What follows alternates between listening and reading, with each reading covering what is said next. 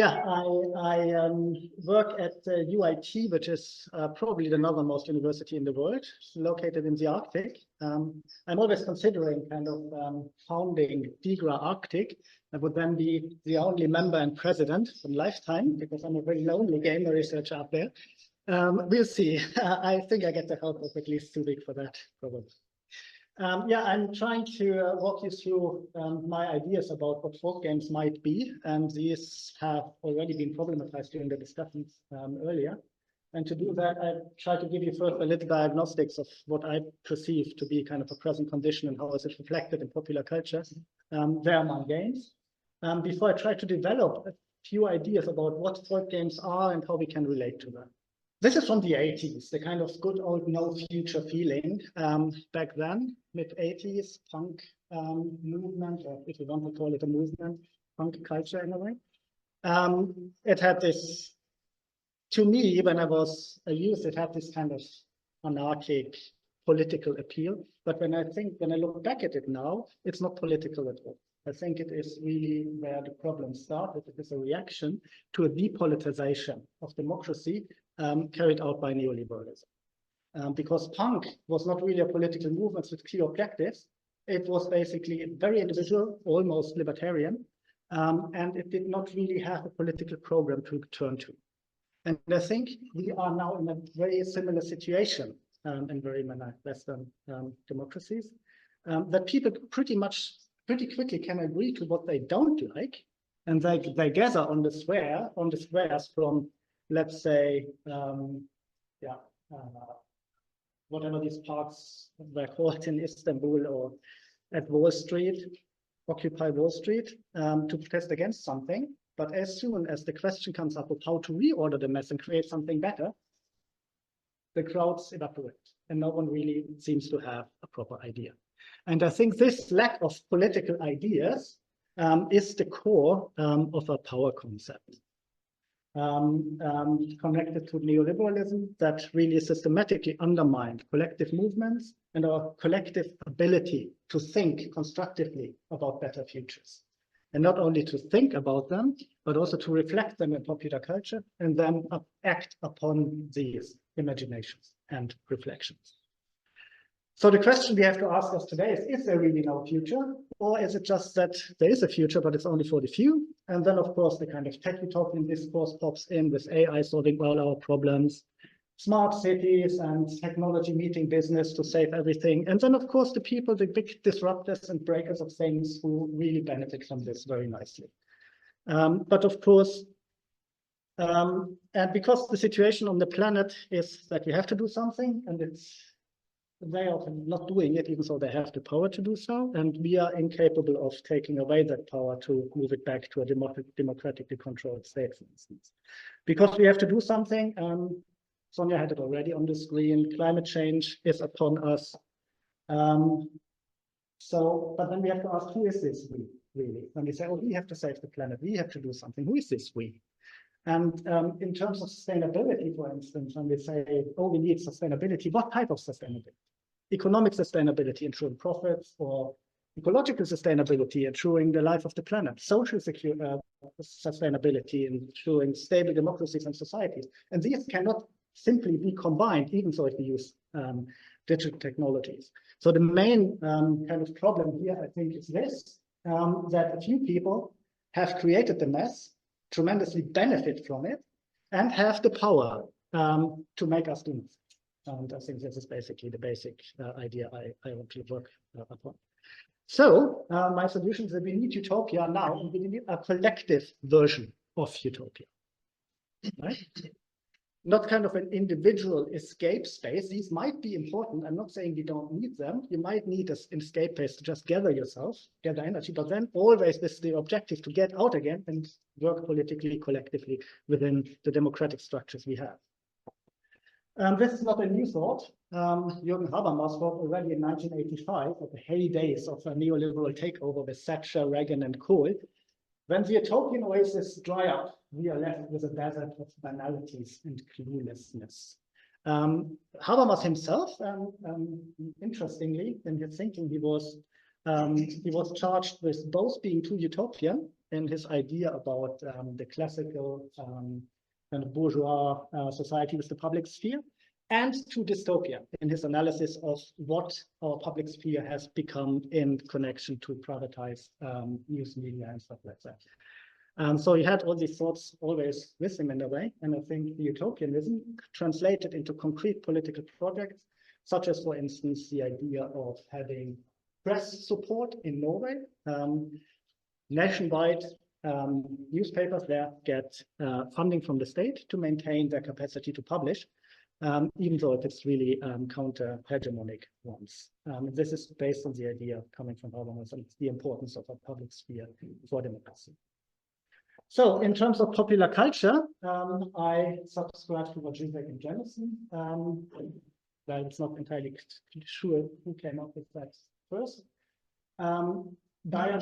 Today, it seems easier to imagine the end of the world than the end of capitalism. I think capitalism is the big problem, that we have to subsume everything under the idea of profit, and that we can't even imagine a world differently in popular culture today is very problematic. Or we can imagine it, but then it's not getting funded.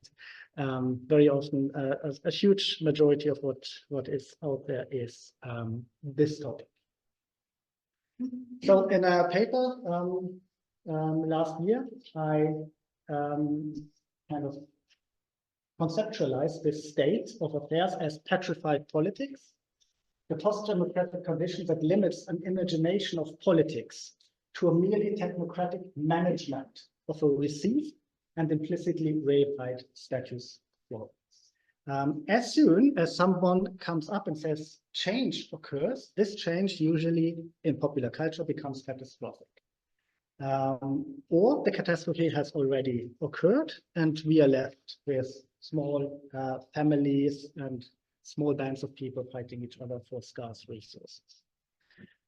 So then we have Fisher's diagnosis here that a form of ultra-authoritarianism, as he calls it, and capital by no means are incompatible, but that the internment camps and franchise coffee bars could very smoothly coexist. Yeah, and this is already in the founding works of liberalism, like, for instance, The Road to Serfdom by Friedrich Hayek. And Friedrich Hayek, well, a few years later, made it pretty clear that his kind of market-based liberalism can work pretty fine with very authoritarian governments when he went to Chile to congratulate Pinochet with the work well done, for instance. So we do not, the connection between free market societies and neoliberalism and democracy is not given. And I can recommend a book by Grégoire Chamayou, The Ungovernable Society. That's a really kind of rough walkthrough based on documents coming from these neoliberal thinkers themselves. So he's not writing about them, he lets them get the word themselves through their pamphlets, manifests, and so on. The good old Berlin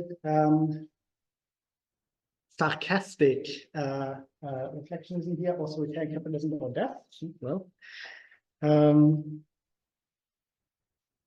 and then the idea where utopia creeps in here. Utopia as a concept, yes, utopian visions are not merely literal fictions, but also political imaginaries that provide guidance and directions for concrete political actions. And this is the idea of utopia I would like to subscribe to in this paper. And I think that the folk concept in connection to games can maybe tell us something, how these utopian games with such a constructive direction can look like. Would like to say a few words about utopia. It was originally coined by Thomas More, and the Campanella Sun State, Thomas More's Utopia.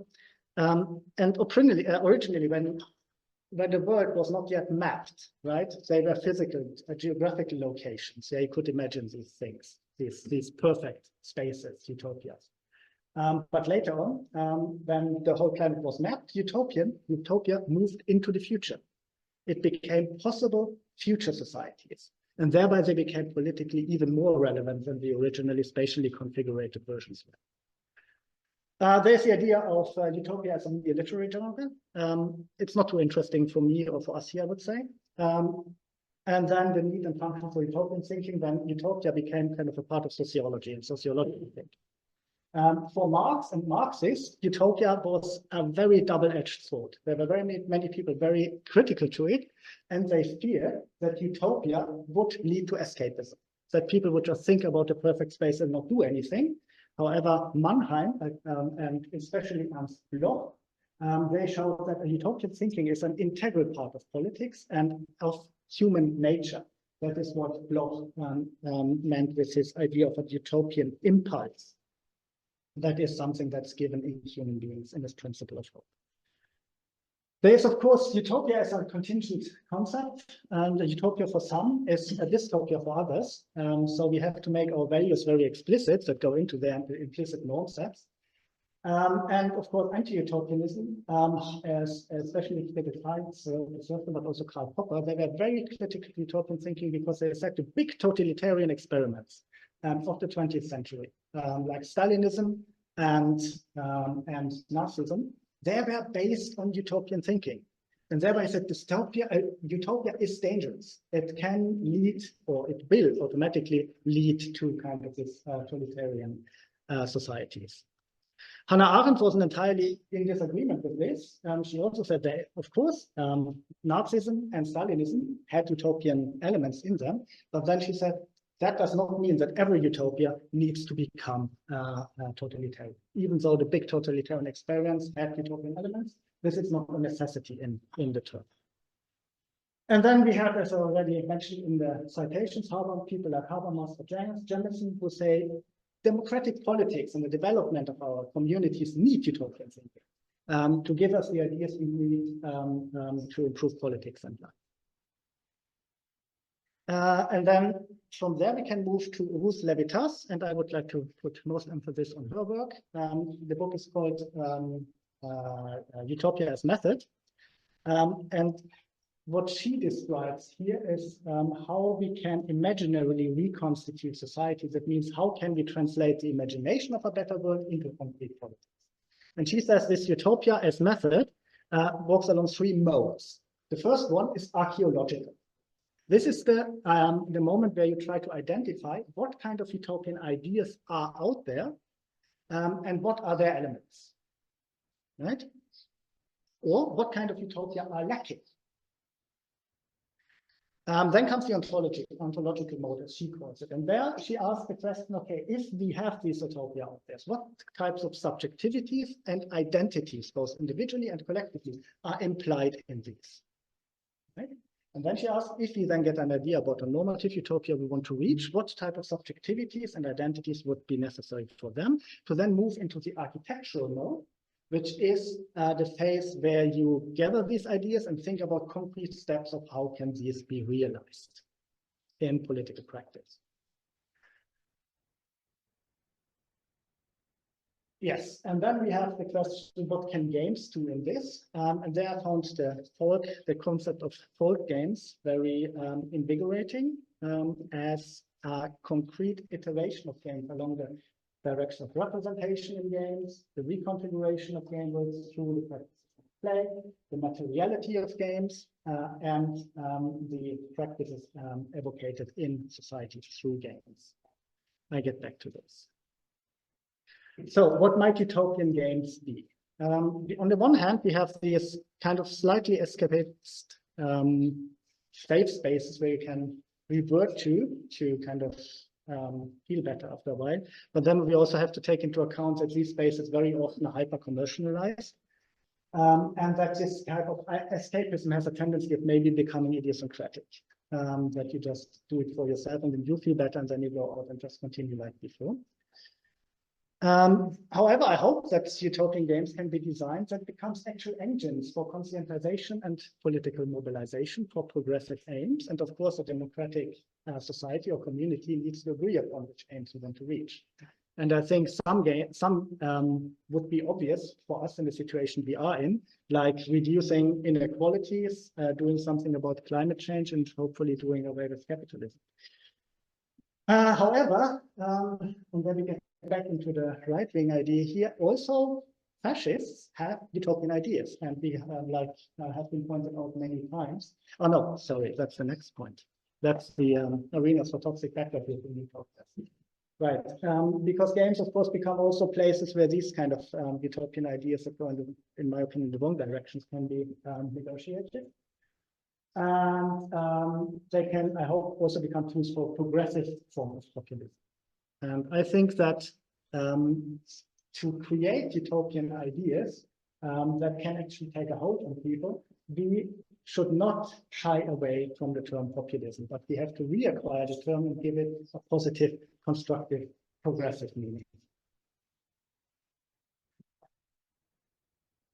So what would a progressive utopianism be? It would be directed against both this capitalist form of realism in Mark Fisher, where he says that this capitalist form of realism is a very powerful discourse that presents everything that goes beyond a very narrow capitalist understanding of society and the world as simply unrealistic, simply nothing we can't even discuss because it's beyond what is taken as meaningful discourse. And of course, it goes beyond the petrified politics, this paralyzing of our democratic impulses that I've identified in the piece. So progressive utopianism would challenge neoliberal egotism and idiosyncratic navel grazing at the same time, and it would do that from a collective orientation. And I try to become more concrete later on. Because now is the concept, and now is the question, okay, if we have these kind of things, we can agree to this kind of very rough framework. And you see, this is not thought through. This is just, the discussions here opened up so many ideas that I had to make a few changes here. So how can we use the folk concept to articulate the progressive potential of utopian games? What actually would be a folk game? And here I return to the cyber media model, which I really like, in an article from Esther Brosset and Gordon Kalecha from 2015, The Word Game. I don't think it's brilliant because it shows us what the world actually is like, but it's a very useful and easy to operationalize model of folk games. And it helps us to dissect a very complex phenomenon and say, okay, here are concrete areas of intervention which we can look at, right? It helps my students tremendously with understanding what the game actually is. What they call the sign dimension, I would call the dimension of narratives and game worlds and game characters. The mechanical system, what I was saying, mechanics and procedures. And then they have materiality, which I expanded because what they were thinking were the material things needed to play, screens and controllers. But of course, it's even have the advances into the field of political economy, ecology, sustainability, and so on, which all need to be part of our thinking about games.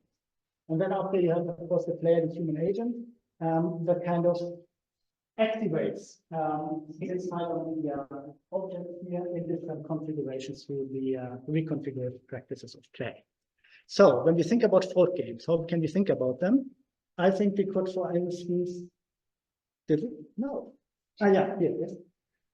We could, for instance, put the folk mechanics here and ask what specific mechanics would be needed for a progressive populism from below to be realized through games.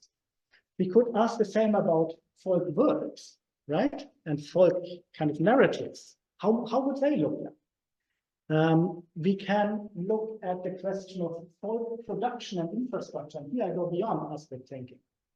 And here comes in something that Sonia was very much into. How can we make sure that the games we then create for this progressive populism do not, at the level of material performance, undermine what we want to achieve by the message that they send?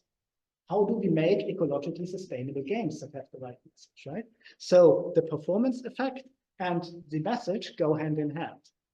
And then, of course, we have questions of folk play, and I would say folk game culture, folk culture and gaming, for instance. How would that look like? And then it becomes pretty clear when we give folk a concrete normative meaning, it would help us maybe identify factors in how this existing game culture deteriorates towards the right, and what can be done about it. So I think that this model is kind of helpful in helping us to devise focus interventions at these different levels. Of course, every model dissects something into parts which really interact, And this is, of course, the next challenge for them to bring these together again, how they interact in the actual practices of play and the actual political functions of games. I just wildly collected a few ideas about what folk games might be. Right? First of all, it's derived from kind of the idea behind the idea of folk tales, folk art, folk music, folk heroes. It's something that comes from below, something that is not part of hegemonic mainstream elite culture, something that represents the people in a two-part power structure against what's up there. Yeah, they are popular expressions. That means they are accessible, they are engaging, they are emotionally engaged. And they're interesting to relate to. They can come from vernacular, from counterculture. It can be oppressed, subjugated, subaltern voices which are articulated there, which usually do not come up in kind of mainstream cultural discourse. But they are united by a progressive political outlook. And with progressive, of course, I mean, again, the idea of inequalities, climate change, capitalism, justice on a global scale. So a few ideas. What folk mechanics? What could that be? Besides, I mean, the ideas about the indigenous folk mechanics we have already been into, but it would be a constructive interaction with game characters and with other players. It would be non-violent conflict resolution mechanisms or a problematization of violence, right? It would be mechanics that go beyond stat maxing and the purely instrumental relations to companions or nature in games, right? Everyone's, oh, I got a new companion in a game and now I can fly that spaceship. And this is not how companionship, friendship, relations operate. Folk work narratives, they should have a collective focus, collectives as heroes, for instance. Why don't we play unionists, political revolutionaries in a more realistic setting where you do not aggrandize yourself and become the great hero saving the world, but where you work for a collective, right? And if these games are probably already out there, just make a collection of them, bring them forward. Community-oriented resolution, inclusive, sustainable, subversive, and so on. Then folk production and infrastructures. Can we use peer-to-peer networks, for instance, tapping out server centers? Can we look at the energy requirements of games? Non-profit production, free open source software solutions, and so on and so on and so on. And of course, that comes contingencies here as well for solutions very often lead to self-exploitation. So yeah, it's a conundrum. And folk play. I'm a very fan of Boylean, Augusto Boal's theory of the stage. He devised what he called the forum theater, where the play just only consists of a few starting lines presented to the actors, and then the actors start to play.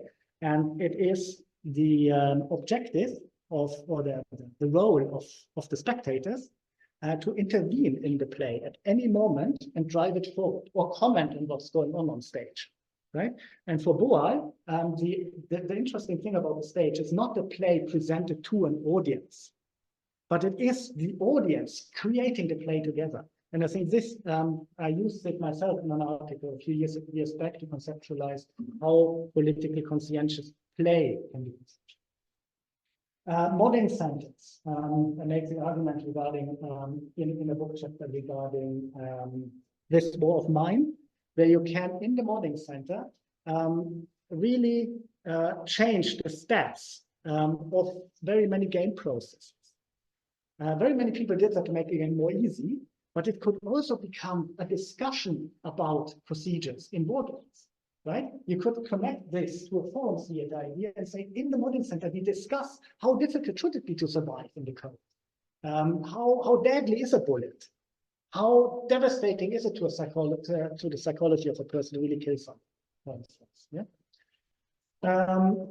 Modding center has discussion arenas and playful public spheres. How can we bring kind of these inclusive, progressively populist game thinking and practices into political discourse?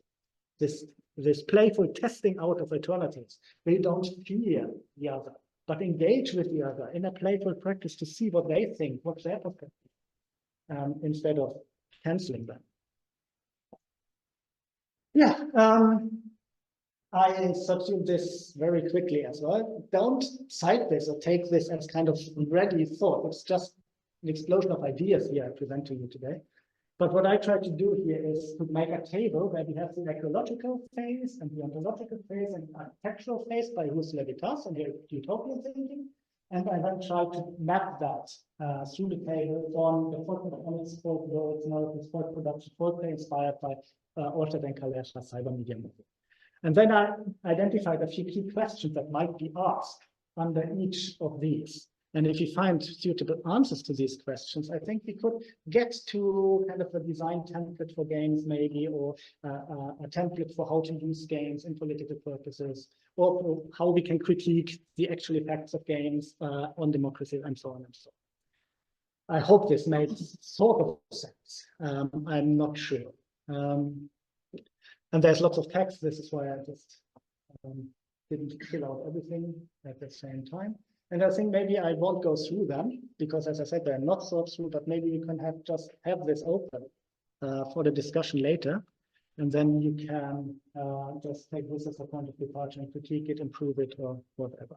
The only thing I have left here is the references.